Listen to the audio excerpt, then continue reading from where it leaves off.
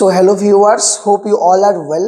আজকে আমি স্পেশালি ভিডিওটা রেডি করেছি ক্লাস 10 স্টুডেন্টদেরকে উদ্দেশ্য করে, যারা নাকি এবছর ফাইনাল এক্সাম দিচ্ছ ত্রিপুরা বোর্ড অফ সেকেন্ডারি এডুকেশনের আন্ডারে, both Vidyajyoti and non Vidyajyoti স্টুডেন্টদেরকেই উদ্দেশ্য করে আজকে ভিডিওটা রেডি করা। কি ব্যাপার, টেনশনে আছো ইংলিশ সাবজেক্টকে নিয়ে? হ্যাঁ, টেনশন লেনে কা নিয়ে টেনশন দেনে কা। ঠিক আছে, কয়েকটা স্ট্র্যাটেজি আজকে তোমাদের সাথে আমি আলোচনা করব। যে স্ট্র্যাটেজি গুলো তোমরা যদি অবলম্বন করো, ফলো করো, এটা আমার দৃঢ় বিশ্বাস তার রিফ্লেকশন, পজিটিভ রিফ্লেকশন তোমরা বোথ এক্সাম হলেও পাবে এবং মার্কশিটেও তোমরা দেখতে পাবে। সো চলো আজকে আমরা সম্পূর্ণ দেখি। তোমাদেরকে বলে রাখি, সম্পূর্ণ ভিডিওটা দেখবে, তোমাদের জন্য অনেক হেল্পফুল হবে। সেই স্ট্র্যাটেজি গুলো চলো আমরা শুনে নিই। Strategy number 1, calmness. শান্ত থাকতে হবে। এই মুহূর্তে আমাদের মাইন্ড শান্ত না থাকলে সম্ভব না। কি বন্ধু, ওটা শিখলি? আরে না, এটা শিখলাম না। আরে ওইটা এখানে, ওই কোশ্চেনটা দেখ, আর এই কোশ্চেনটা। একদম না, ঠান্ডা থাকো। যা পড়েছো নতুন করে এই মুহূর্তে আর শিখতে যেও না, পড়তে যেও না, জাস্ট রিভাইজ করো। যারা আমার রেগুলার স্টুডেন্টস আছো, তোমাদেরকে তো ক্লাসে বারবার বলেছি, এবং আমি যে নোটসটা দিলাম, তোমাদের যে সামারিটা দিলাম, যে main value points, main points গুলো যে প্রিন্ট আউট যে দেওয়া, এগুলো বারবার পড়তে থাকো। যে এক্সাম আমি প্রতি মাসে নেই, সেই এক্সামের কোয়েশ্চন গুলো তোমরা দেখে নিও, বা যে নোটস গুলো আমি দিলাম সেগুলো বারবার রিভাইজ করতে থাকো। নতুন করে কিছুই পড়তে যেও না, শিখতে যেও না। আর যারা আমার রেগুলার স্টুডেন্টস না, আমার ভিডিও দেখছো, তোমাদের সবার উদ্দেশ্যে বলছি, don't go for new things right now. নতুন কিছু শিখতে যেও না, পড়তে যেও না। মুখস্থর দরকার নেই বাবারে, বুঝে বুঝে পড়ো। রাট্টা মত মারনা, সমাজকে পড়না। এটা আমার ট্যাগলাইন, আমার স্টুডেন্টসরা জানো। রাট্টা মত মারনা, সমাজকে পড়না। ঠিক আছে, বুঝে বুঝে পড়ো, রিভাইজ করে যাও। No need to memorize anything. ঠিক আছে, আর নতুন কিছু তো একদমই না। সো হয়ে গেল কামনেস। আরো একটা সঙ্গে আমি অ্যাড করছি, ভালো করে ঘুমাও। হেক্টিক লাইফ তোমরা এখন দিয়ে যাচ্ছ, আমি জানি। সময়ের খুবই স্বল্পতা তোমাদের, এক্সাম সামনে, অনেকটাই সময় ব্যয় করতে হচ্ছে পড়াশোনার দিকে। তারপরেও বলবো, রুটিন করে একটু ঘুমাও। ঠিক আছে না, ভালো খাওয়া দাওয়া করো, জল খাও বেশি করে, এবং কাম থাকো। ঠিক আছে না, মোবাইলটা অফ করে দাও। স্পেশালি কি, বন্ধুদের সাথে কথা বলা অফ করে দাও, নিজের মধ্যে থাকো। ফ্রেন্ডসরা কিন্তু এক্সাম হলে থাকবে না। ঠিক আছে না, নিজের মধ্যে থাকো, নিজের জগৎটা নিয়ে থাকো, নিজের কথা ভাবো, ভবিষ্যতের কথা ভাবো। মনে রাখবে, দীর্ঘ 16 বছর পড়াশোনা করার পর এই প্রথম একটা সার্টিফিকেট তোমরা হাতে পেতে যাচ্ছ, যেটা নাকি তোমাদের আপকামিং ফিউচারের জন্য একটা জাস্ট স্মল স্টেপ। এটাকে কিন্তু নড়বড়ে করবে না, এটা একটা হেলদি যেন হয় সেই মার্কশিটটা, সার্টিফিকেটটা, তার দিকে তোমরা ধ্যান রাখবে। সো নাম্বার 1 কি গেল? কামনেস। ঠিক আছে, চলো দেখে নিই আমরা নেক্সট 2 স্ট্র্যাটেজিটা। 2 হচ্ছে কি? Confidence. You need to be confident in yourself. তোমার নিজের মধ্যে সেই কনফিডেন্টটা আনতে হবে।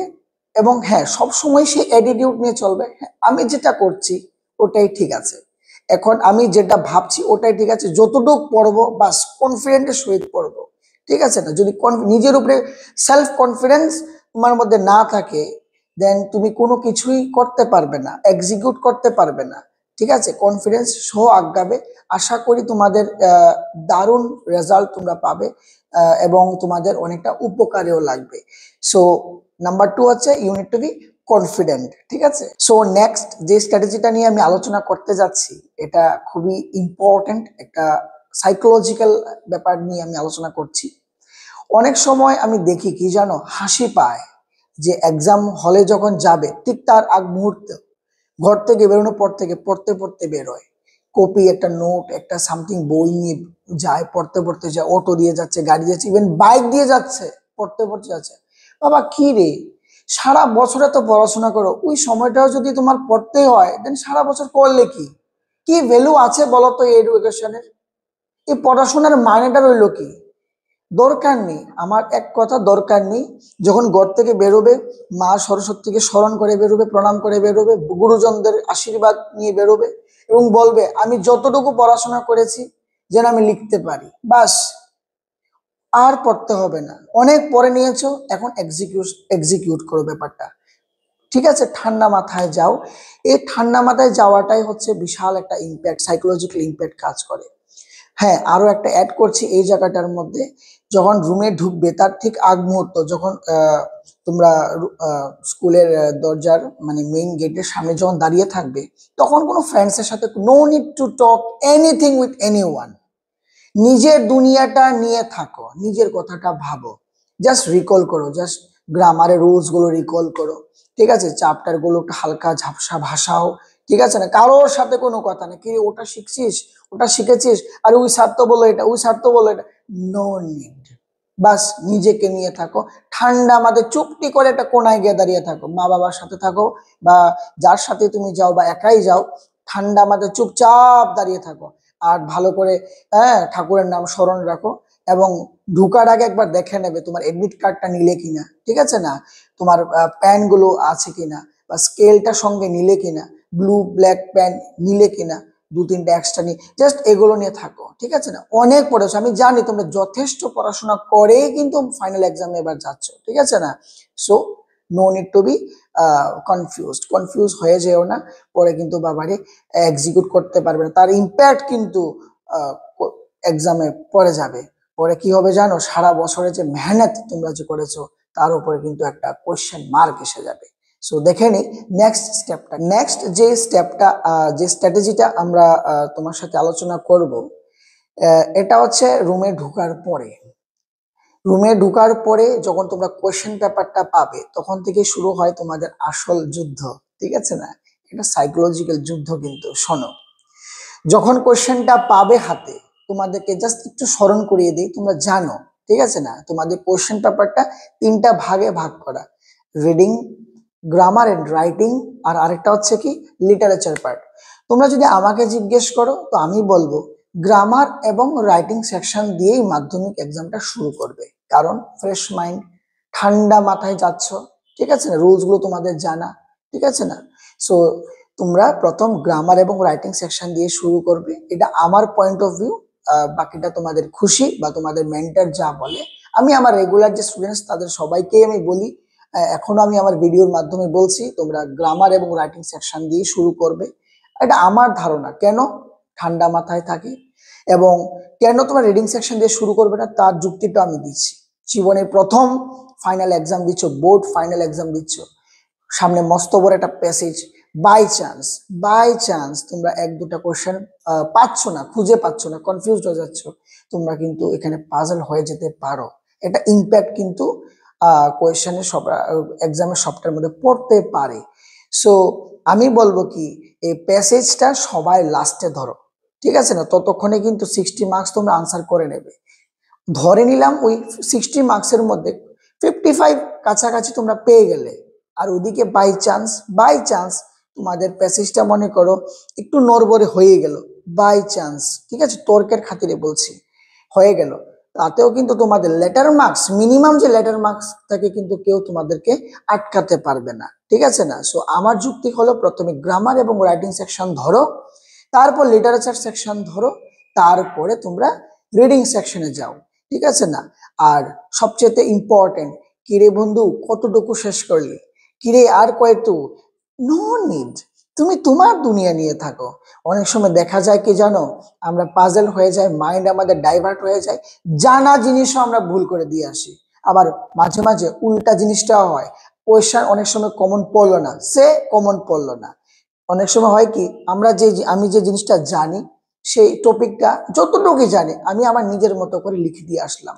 4-এ সাপোজ মনে 5-এ 2.5 বা 3 বা বেশিও অ্যাটলিস্ট পাবে তো। কিন্তু তোমরা যদি মাইন্ডটাকে ডাইভার্ট করে নাও, মাথাটা ওই সময় গরম করে নাও, কমন আসছে না, আরে কমন পড়ে নিরে বাবা, এই সেই, দেন তোরে সব গেল, কিরে বন্ধু ওইটার আনসার কি, ওটার আনসার কি, সেটা কি, no need to do all this things, ঠিক আছে না। এতে হবে কি জানো, পুরো এক্সামটাই তুমি মাটি করে দিয়ে আসবে। So you need to be calm, ওই সে আগের কথা, কামনেস তোমার খুবই খুবই দরকার, ঠিক আছে। তাই তো আমি পয়েন্ট নাম্বার ওয়ান আমি কামনেসই রাখলাম, ঠিক আছে না, তোমাদের শান্ত থাকতে হবে। এবং ওই স্ট্র্যাটেজিটা যদি তোমরা ফলো করো, এটা আমার বিশ্বাস দারুণ একটা রেজাল্ট তোমার হতে যাচ্ছে। চলো দেখে নি তারপরে আমরা কি রকম ভাবে আমরা আগালে পরে আমাদের এক্সামটা আরেকটু বেটার। নেক্সট যে স্ট্র্যাটেজিটা নিয়ে তোমাদের সাথে আলোচনা করছি সেটা হচ্ছে ফেসিয়াল এক্সপ্রেশন। এই ফেসিয়াল এক্সপ্রেশনের মধ্যে বেশ কয়েকটা জিনিস চলে আসে। নাম্বার ওয়ান, যেটা মোস্ট ইম্পর্টেন্ট, এটা সাইলেন্ট রোল প্লে করে কিন্তু গড়ে গিয়ে দেখা যায় বিশাল একটা কিন্তু কাজ করে দেয়, হ্যান্ড রাইটিং। তোমাদের hand writing should be very neat and clean. তোমরা মার্জিনটা অবশ্যই মেনটেন করবে। তোমরা যখনই আনসার লিখবে 2টা লাইন পর গ্যাপ দিয়ে লিখবে। একটা আনসার লেখার পরে 2 লাইন গ্যাপ, তারপর আরেকটা আনসার লেখো। দেখবে তোমাদের যে আনসার যে শিটটা, যখন কোনো একটা স্যার বা ম্যাম যখন খাতাটা চেক করবে, ওনার একটা পজিটিভ একটা ভাইবস চলে আসবে, না ছেলেটা তো বা মেয়েটা তো সুন্দর করে লিখলো, ঠিক আছে না? অনেক সময় দেখা যায় কি যে জায়গার মধ্যে 4 পাওয়ার কথা, ওই আমি একটু আগেও বলেছিলাম 4.5 দিয়ে দিল।